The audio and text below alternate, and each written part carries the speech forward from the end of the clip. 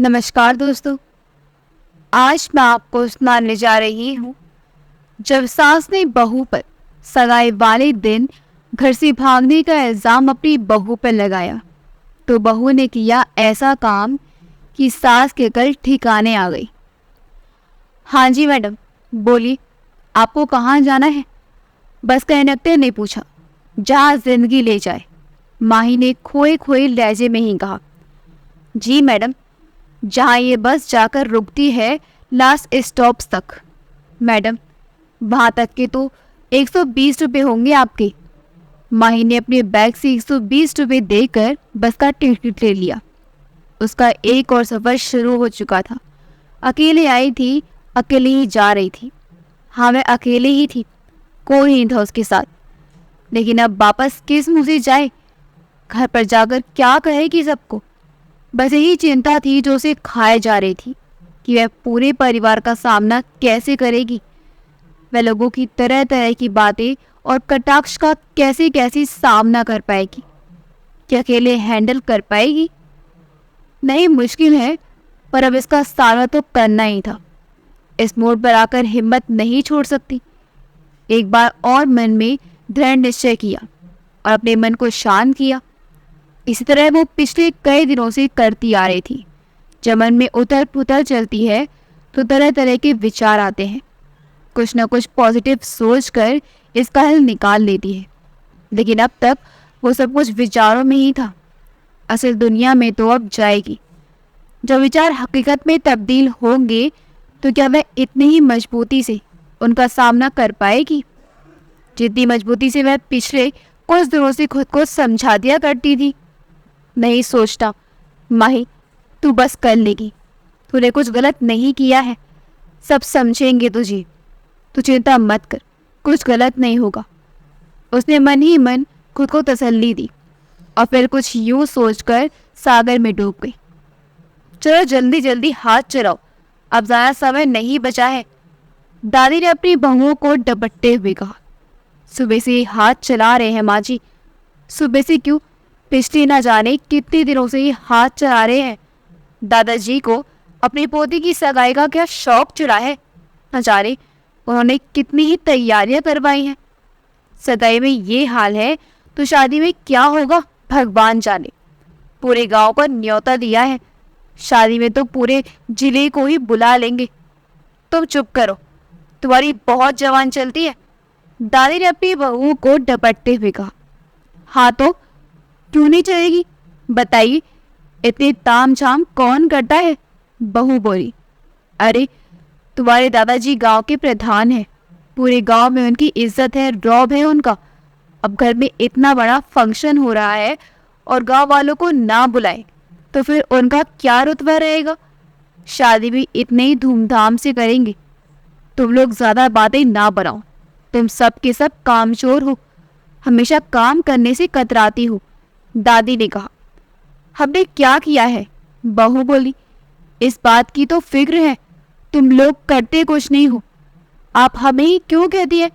कितनी देर से सुन रही हूँ तुम्हारी बातें। जरा सा काम क्या किया, जरा सा जोर क्या पड़ा, मिलमिलाने लगी। अच्छा ठीक है माँ, हम आपसे क्षमा याचना करते हैं, ये कहकर सारी बहुएं हंसने लगी। दादी ने अपनी बहुओं को वहीं छोड़ दिया और रिया से मुखातिब हुई। रिया, तुम यहाँ क्या कर रही हो? जाकर देखो तुम्हारी बहन तैयार हुई कि नहीं। हो रही है दादी।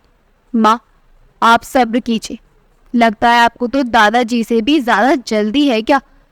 रिया, तू चुप कर और अपना काम कर, तुझे जो कहा है वह बात मान, दादी ने माए की छोटी बहन को डांटते हुए कहा। चाची ताई, माँ भाभी सब हंसने लगे क्योंकि आज दादी जी माही को छोड़कर बाकी सबसे डांट टपट कर काम करवा रही थी। अच्छा हाँ दादी, जा रही हूँ। रिया मुड़ते हुए माही के कमरे की ओर बढ़ गई। हाँ तो आप तैयार हुए कि नहीं? माही को फोन पर बात करती हुई देखकर एक बारगी चुप हो गई। माही फोन पर रोहन से बात कर रही थी। माही की रोहन जी से शादी होने वाली थी। उसकी खुशी थी या नहीं, पर बाकी सब घर वाले खुश थे और रोहन वह भी खुश था। माही हरियाणा के एक गांव में पली बड़ी लड़की है। रोहन और उसका परिवार भी इसी गांव में है। रोहन फिलहाल शहर में जॉब करता है। शहर भी क्या शहर है, भारत की राजधानी, भारत का दिल दिल्ली में। उसका पैकेज अच्छा है, लेकिन उसकी शादी उसके घर वालों की मर्जी से ही हो रही है। वह बचपन से माही को जानता था, उसे पसंद करता था। कुल मिलाकर रिश्ते की बात आई तो उसने तुरंत हाँ कर दी, क्योंकि माही पढ़ी लिखी लड़की थी। उसको शहर में अच्छे कॉलेज में पढ़ाया गया था। परिवार वालों ने उसे पढ़ने की छूट दी थी, लेकिन उसे सख्त चेतावनी दी थी कि शादी उनकी मर्जी से होगी और नौकरी का तो यहाँ सवाल ही नहीं उठता। बस पढ़ लिख लो ताकि बाहर की दुनिया में मेल खाओ। पर नौकरी के लिए उसे रजामंदी नहीं दी थी। आज उसकी सगाई थी, लेकिन माही रोहन को कुछ बताना चाहती थी, वही जो उसे पिछले कई दिनों से बताना चाह रही थी, पर इस वजह से कह नहीं पाई कि कहीं रिश्ते पर कोई बात आ गई तो वह किसी को क्या जवाब देगी। बस यही सोचकर खुद ही पीछे हट जाती। दीदू, जीजू से आप नीचे मिल लेना, अभी थोड़ी देर में तो आ ही जाएंगे। प्लीज़ जल्दी से तैयार हो जाओ। दादी माँ अपनी लाडली पोती का सजा हुआ चेहरा देखना चाहती है। रिया ने उसे छेड़ते हुए कहा। माही के चेहरे पर हया शर्म के भाव उभरे और अभी वह कुछ कह न सकी। दूसरी तरफ रोहन ने सब सुन लिया तो बोला, चलो तुम तैयार हो जाओ और सगाई के बाद मैं तुमसे मिल लूँगा, बिल्कुल भी फील मत करना। उसने रिया के कहे शब्दों पर हंसते हुए कहा। दूसरी तरफ से रोहन ने फ़ोन रख दिया था, पर माही अब भी हाथ में फ़ोन लिए फ़ोन को देख ही रही थी। वैसे कुछ नहीं कह पाई। सगाई का फंक्शन अच्छी तरह निपट चुका था। अगले महीने दोनों की शादी होनी तय हो गई थी, लेकिन उसका क्या और उसके सपनों का क्या, किसी ने नहीं सोचा था। उसे याद आया, हाँ, सगाई के बाद तो रोहन से मिलना था। उसने तो कहा था। कहाँ है वो? जिंदगी भी कैसे कैसे करवट लेती है। अब किस तरह अपने रंग दिखा दे, कोई नहीं जान सका। भगवान के घर देर है, अंधेर नहीं। उसके साथ भी तो यही हो रहा था। क्या सोचकर वह घर से भागी थी। तब उसे अपने कैरियर के अलावा और कुछ नहीं दिख रहा था। अब जब घर वालों के सामना करने की बारी आई है तो ये सब उसे बहुत मुश्किल लग रहा था। जब घर से भागना मुश्किल था, अब घर जाना मुश्किल होगा। अब जो भी हो वह यूं ही टूट नहीं सकती थी। माही के तो मानो घर के अंदर जाने के लिए कदम ही नहीं उठ रहे थे। लेकिन जब घर से भागने की हिम्मत थी तो घर के अंदर जाने के लिए भी साहस उसे बटोरना था। वह इस तरह ना उम्मीद नहीं हो सकती थी। जैसे तैसे करके घर के अंदर आई। आज पूरे 1 महीने बाद घर आई थी। सब कुछ वैसा ही तो था। बड़ा सा घर, बाहर बड़ा आंगन, घर के एक तरफ पशु का बड़ा, खेतों के बीच में बसा, चारों तरफ हरियाली से घिरा यह सुंदर सा घर इतना बड़ा और सुसज्जित था कि हवेली में कम नहीं था। कितने लोग यहाँ हैं जो उसके अपने हैं। मन की बात कहने की बारी आई तो किसी ने उसका साथ ना दिया, पर ये उसका बुरा भी तो नहीं चाहते। बस सोच का फर्क है। उनका सोचने का तरीका अलग है। जिंदगी को देखने का खुद का नज़रिया है जो सबका अपना अलग अलग होता है। सब रिश्ते थे यहाँ, दादा दादी, ताऊ ताई, चाचा चाची, मम्मी पापा, भाई बहन, भतीजे भतीजी, भरा पूरा संयुक्त परिवार मौजूद था। आज उन सब से 1 महीने बाद सामना होना था। मैं डरते डरते कदम आगे बढ़ा रही थी। घर के अंदर पैर मत रखना। उसने खुद को मजबूत कर हिम्मत बांध कर जैसे ही अंदर जाना चाहा, उसकी कानों में ये सख्त आवाज़ पड़ी जिसमें चेतावनी और धमकी साफ साफ झलक रही थी। माही इस आवाज़ को अच्छी तरह पहचानती थी। उसने बैग नीचे रखते हुए उनकी तरफ मुड़कर देखा। उनकी ही तो आवाज़ थी। वह अपने दिन का ज़्यादातर समय बाहर चौक पर बैठते ही बिताया करते थे। सर्दी हो तो धूप में चारपाई डाल लेते थे, गर्मियों में नीम के पेड़ के नीचे। माही ने पहले भी वहाँ पर देखा था, पर तब वह उसे वहाँ दिखाई नहीं दी। बाहर गए होंगे, माही ने सोचा। जब तक दादाजी आएंगे तब तक वह घर के छोटों का मना लेगी, उनसे सामना करने में आसानी होगी। आते ही दादाजी से सामना हो गया, ये तो उसने सोचा ही नहीं था। उनका सामना करना उसके लिए वैसे भी सबसे टफ था, और घर की दहलीज पर पाँव रखते ही उनसे मुलाकात ये मैं कैसे भूल गई। और क्या कहेगी उनसे, कैसे समझाएगी कि वह किन हालातों का सामना कर रही थी। पहले अपने लिए अपने परिवार वालों से लड़ना, उनको कन्वेंस करना, और फिर इस बात के लिए उनको राज़ी करना कि उसने कुछ गलत नहीं किया था, ना उसके मन में चोट था, जो था सब तो बताया था। बस तब समझ नहीं पाए तो छोड़कर भागी थी। माँ ने सब कुछ सोचकर अपने धुन से मुक्ति पानी चाहिए। तभी एक बार और उसके कानों में ये कर्कश ध्वनि पड़ी, भाग कर गई थी ना तो इस घर से, तो दोबारा इस घर में अपने आने की सोचना भी मत। दादाजी ने साफ शब्दों में इनकार कर दिया। घर वालों ने नखरे दिखाए, माई को खरी कोटी सुनाई, ताने कसी गई, पर आखिरकार थी तो घर वाले जो उससे प्यार करते थे सो मान गए। हाँ, दादाजी अभी भी नाराज थे, इसलिए माई से बात नहीं करते थे। उनकी नाराजगी पर खामोशी का पहरा था, जो माही के लिए अधिक दुखदायी था। मैडम आ गई वापस 1 महीने बाद। पता नहीं कहाँ खाक छान रही थी इतने दिन। रोहन की मम्मी ने माई के बारे में उल्टे सीधे बात करनी शुरू कर दी। माई के पापा से बात हुई है मेरी, तुम्हें तो पता है वह आर्किटेक्ट बनना चाहती थी, उसी सिलसिले में गई थी। घर से प्रधान जी ने परमिशन नहीं दी थी, और पिछले महीने ही कुछ सेमिनार वगैरह थे दिल्ली में। 1-2 बड़ी कंपनीज में इंटरव्यू दिए हैं। किसी लड़के के साथ भागकर नहीं गई थी ये। सब अच्छी तरह मालूम है मुझे कि किस वजह से गई थी।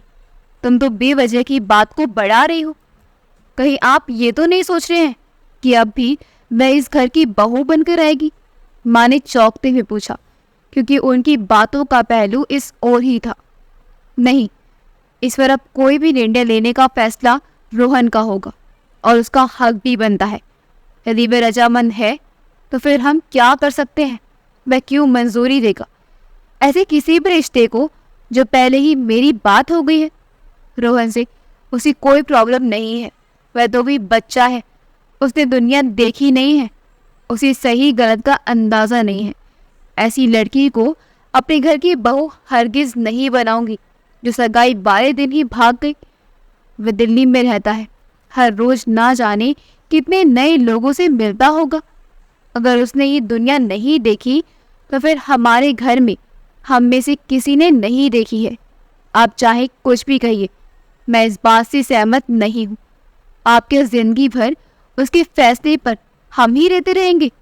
मैं बात करूँगी उससे, उससे मेरी बात हो गई है और उसकी ही मर्जी है। वरना मैं खुद ऐसी बहू नहीं लाना चाहता था जो इस तरह घर छोड़कर चली गई, बिरादरी में नाक कटवा दी। आपने उसे समझाया क्यों नहीं? क्या समझा था जब समझने को तैयार ही नहीं है? लेकिन अब सबको वही बताना है जो माही ने कहा है। रोहन की माँ मान गई थी, लेकिन फिर भी उन्होंने मन ही मन रोहन से बात करने की ठानी। रोहन, तुम्हारे पापा क्या कह रहे हैं? तुम अब भी उस लड़की से शादी करना चाहती हो? माही, माही नाम है उसका। और हाँ, मैं माही से ही शादी करूँगा। प्लीज़ माँ, आप अब मत शुरू हो जाना। वैसे भी 1 महीने में बहुत बोल चुके हैं उसके बारे में, और रही सही कसर आज सुबह पापा ने पूरी कर दी है। मैं आपसे कितनी बार कहता फिरूं कि जैसा आप सोच रहे हैं वैसा कुछ भी नहीं है। अब मैं और जोर देकर नहीं कहना चाहता, सो प्लीज़ बात को यहीं ख़त्म कीजिए। इस बार रोहन ने माँ के शब्दों के प्रहार को पहले ही रोक दिया। रोहन की माँ को ये अच्छा तो नहीं लगा, क्योंकि अब इस बात पर कई बार बहस हो चुकी थी, तो वह घर का माहौल और ख़राब नहीं करना चाहती थी। इसलिए पापा की तरह उन्होंने ही चुप्पी साध ली। वैसे भी शादी के बाद दोनों को दिल्ली में ही रहना था। जब वह दूरी ही रहने वाले थे तो तरह तरह की बातें करके अपने बेटों को अपने मन से दूर नहीं करना चाहते थे। इसलिए दोनों ने ऊपर ही मन से ही सही लेकिन स्वीकृति दे दी। सब कुछ वैसा ही चल रहा था। वक्त जैसा तय हुआ था शादी भी उसी दिन होनी थी, बाकी सारे फंक्शन भी थे, कहीं भी कोई भी कमी नहीं रखी गई थी। बस कमी थी तो वह माही के लिए। उसने वह पा लिया जो उसे चाहिए था। उसने एक प्राइवेट कंपनी में आर्किटेक्ट पद के लिए इंटरव्यू दिया था और उसने कुछ डिज़ाइंस और पैटर्न्स उन्हें दिखाए थे। इस बेस पर उसका सिलेक्शन भी हो गया था। आर्किटेक्ट के लिए जो सीनियर और क्लासेस उसने अटेंड किए थे, उसका भी उसे पूरा फ़ायदा मिला।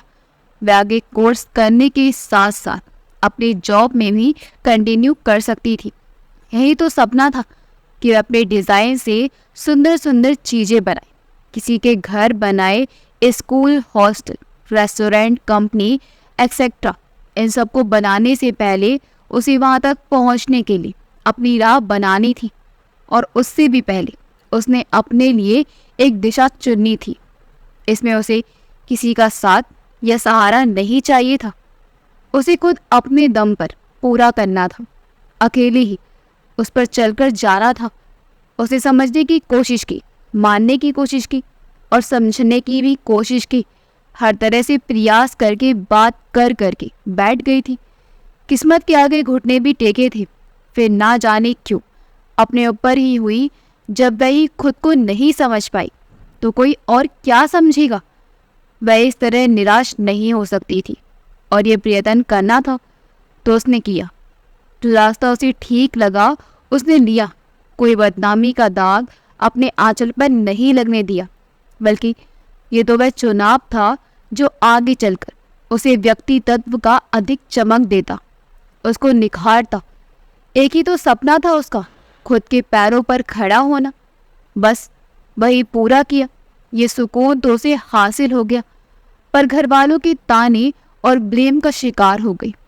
कुछ थे जिन्होंने उसकी बात को पूरी तरह स्वीकार किया, तो कुछ थे जिन्होंने केवल पूरी तौर पर इसे माना।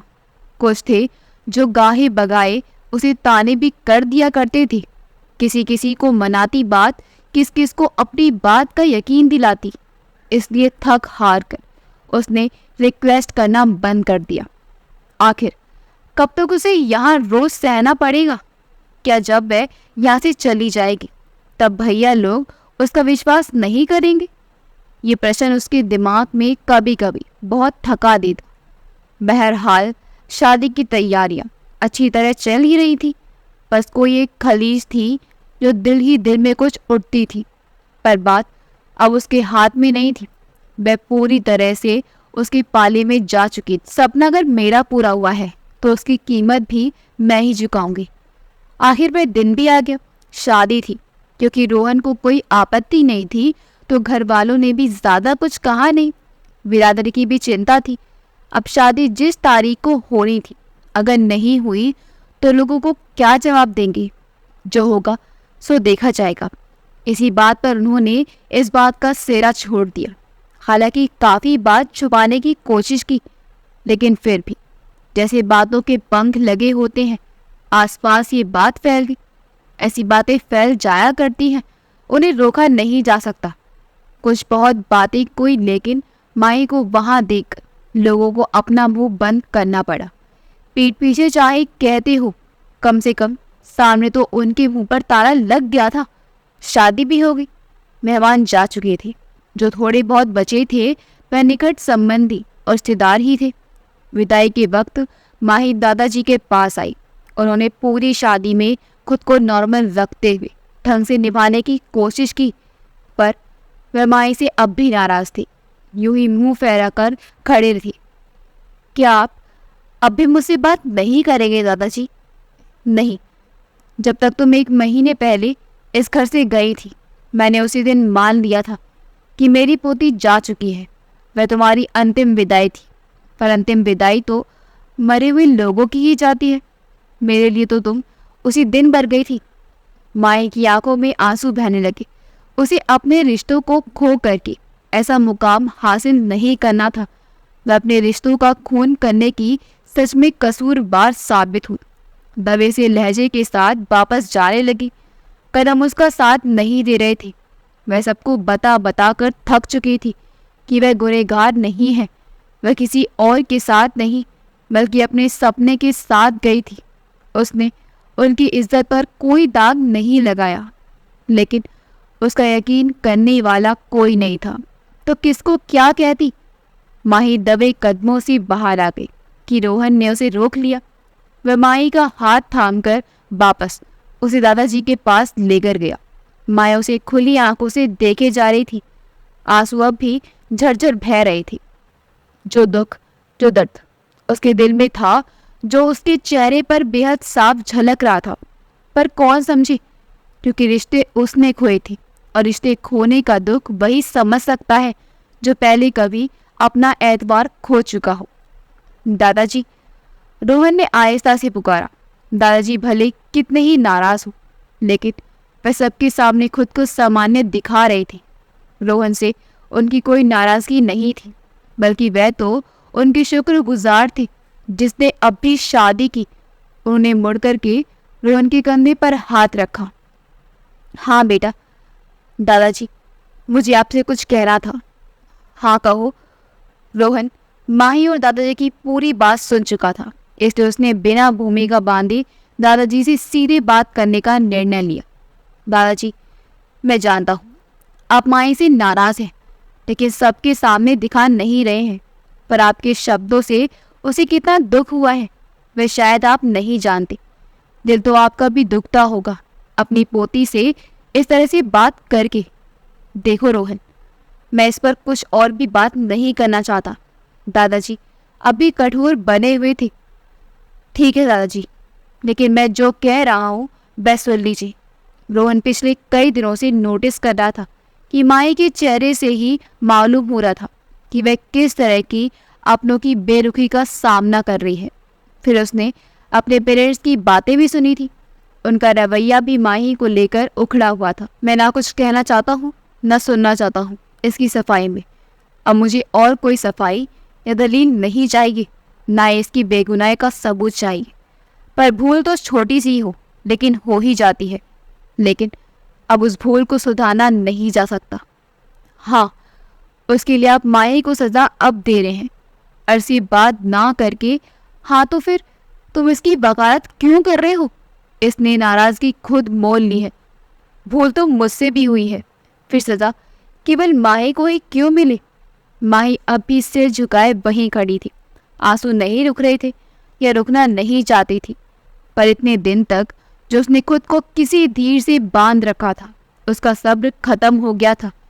मैं बस आपसे ये कहना चाहता हूँ कि उस दिन माही घर से अकेली नहीं गई थी, बल्कि मैं उसे लेकर के गया था। ये दादाजी पर एक धमाके जैसा था। उन्हें तो लगा था माही भाग गई थी किसी और के साथ। जब वह प्यार में असफल हो गई तब वापस आई है। सब कुछ उसने बताया, अपनी बेगुनाही का सबूत दिखाए, पर किसी ने उस पर विश्वास नहीं किया। जबकि यहाँ तो पूरी बात ही उल्टी है। जिस व्यक्ति का माही को गुनहगार माना जा रहा था, उसका साथ ले जाने वाला तो वही था। सब घर वाले वही मौजूद थे। रोहन के घर वालों ने भी, और सब ने सुना और हक्के बक्के से एक दूसरे का मुंह ताकते रह गए। ये कैसी सोच थी उनकी जो सिर्फ यहीं तक सोच पाती है। आपने सपने एक जैसे नहीं होते हैं, सबकी सोच एक जैसी नहीं होती है। वह जीवन में आगे बढ़कर अपना लक्ष्य हासिल करना चाहती थी, अपना मुकाम बनाना चाहती थी, और केवल कुल मर्यादा का ही उस सीमा के बारे में सोचकर उसे सजा दे रहे थे।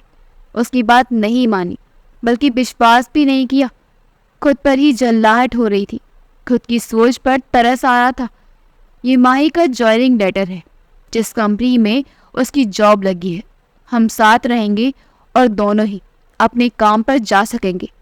जब मैं बाहर रहकर नौकरी कर सकता हूँ तो माही क्यों नहीं? रोहन ने एक बार फिर से बात का सिरा थामते हुए उन्हें समझाया। माही ने तो लगभग इस बारे में सोचना छोड़ ही दिया था। वह तो सगाई वाले दिन मैंने ही उससे कहा था कि वह ऐसा कैसे कर सकती है, मैं उसमें उसका साथ दूंगा। उसने बहुत सोचा और फिर उसके पास एकमात्र यही रास्ता था, तो उसने मेरी बात मान ली।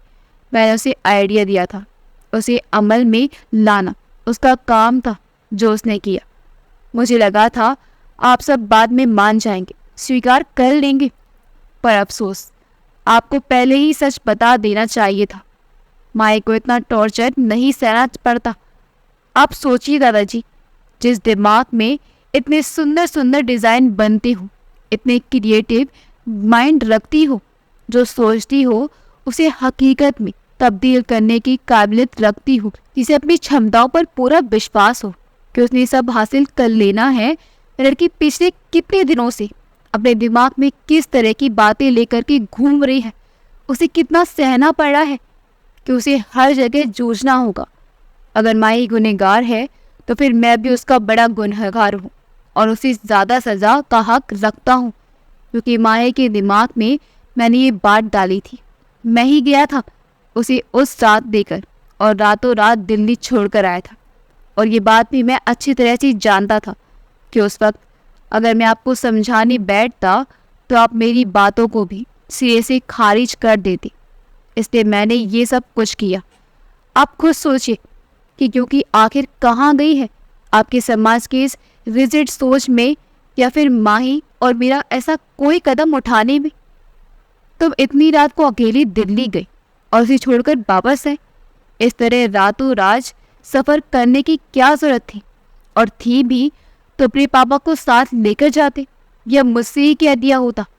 मैं खुद उनको तुम्हारे साथ भेज देता। और पहले नहीं बता सकते थे कि तुम इन सब में शामिल हो?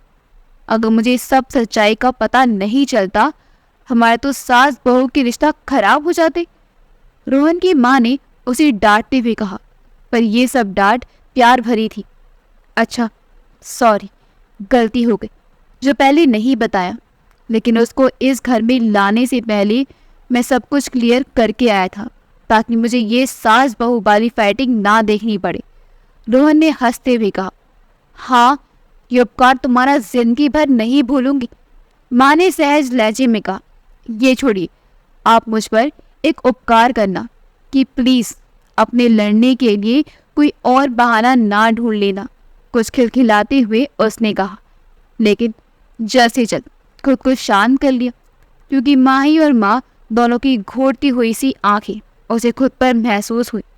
लगता है कि दोनों तो एक टीम बनकर अब मुझसे लड़ेंगी। अब मुझे किसका सहारा है? पापा जी बचाएंगे। बड़बड़ाते हुए रोहन ने अपने पापा की ओर देखा, जिन्होंने पहले ही बेचारगी में अपनी गर्दन हिला दी। रोहन की वह इसमें कुछ नहीं कर सकते हैं, जिस पर रोहन ने भी उन्हें देखते ही उन्हें अपनी गर्दन उसी तरह हिला दी। शादी के बाद ये मंजूर माहे के ससुराल का था, जो हर हंसते खेलते परिवार का होता है। रोहन ने उसकी बहुत मदद की, जिसे भूल नहीं सकती थी वो। सबके चेहरे पर एक दिलकश मुस्कुराहट थी, जो दिल को सुकून देती थी। सबके मन में बोझ हट गया था। माही की शादी अच्छी तरह संपन्न हो गई थी। वह अपने घर में खुश थी। जल्दी ही वह और रोहन दिल्ली जाने वाले थे। माही अपनी जॉब साइन करने वाली थी।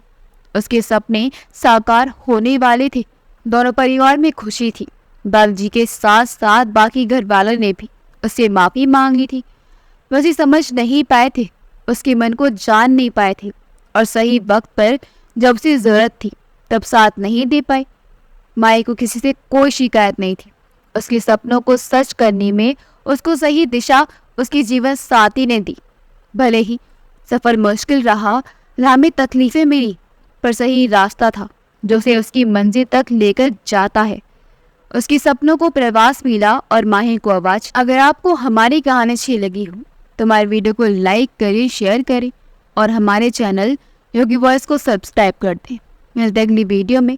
आपका बहुत बहुत धन्यवाद।